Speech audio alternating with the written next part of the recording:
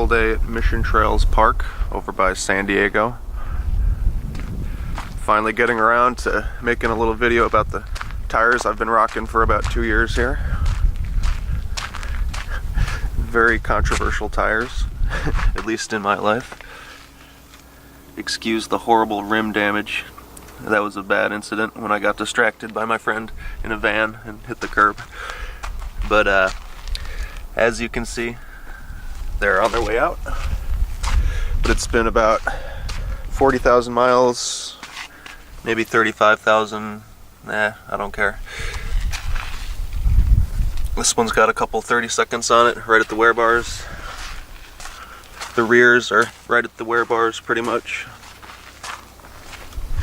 But they've just been amazing tires. This one, due to my open differential, this thing spins the front right wheel like crazy.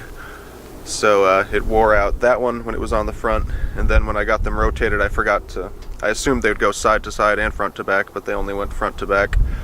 But with such cheap tires, I didn't really care. And here I am. It's been about 2 years, 22 months with these tires on here. I drove through an upstate New York winter, a very long one, and obviously they're all season tires, which I wasn't excited about, but they actually did very well. Of course, acceleration and stopping was limited, but they never really plowed or understeered, even with traction control, stability control off. Actually, I guess it still works when it's off as far as understeer situations in the snow, but these crappy little tires did really well in the snow. They didn't freeze into a solid block like a typical summer tire. Additionally, I love when that happens. Lean over and the horn goes off. But additionally, they've done great in the rain, which I've seen a lot of as well. A lot of high-speed rain commuting through New York and California, rushing to work over puddles, and only once or twice did I ever get them to hydroplane, even in their worn-out state.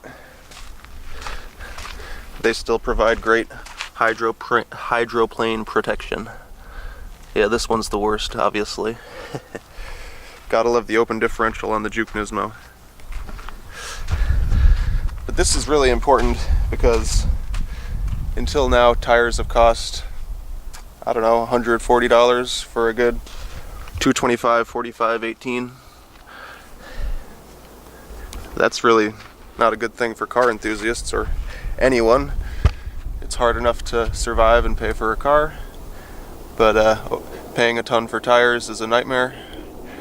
When I got this car, it was my first time with 18-inch rims, and coming from a 15-inch BMW lifestyle, it was pretty scary thinking about buying tires. And until a couple years ago, I was usually buying used tires off Craigslist for about the same price as I paid for these new, about 50, 60, 70 bucks a tire if they were pretty nice, and get them put on and be at about $100 mounted and balanced with a used tire on there per wheel.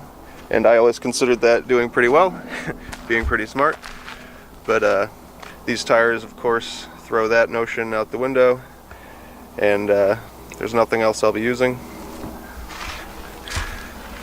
The dry road grip on these is impressive, to say the least, for a tire that costs practically nothing.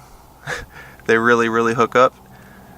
They don't squeal too much. They will talk to you when they're nearing their limit, which I like, but they don't talk too much. And the limit is quite high. The last thing I'll say, compared to a real expensive, legitimate performance tire, these tires are about 85% of what they can do as far as pulling some G's and whatnot. That said, I'm more than happy with 85% of the performance they came with their terrible Continental tires. So I will continue to use these tires, and I can only hope they make them in larger sizes so I can use them on my larger vehicles starting soon. Thank you. Happy motoring.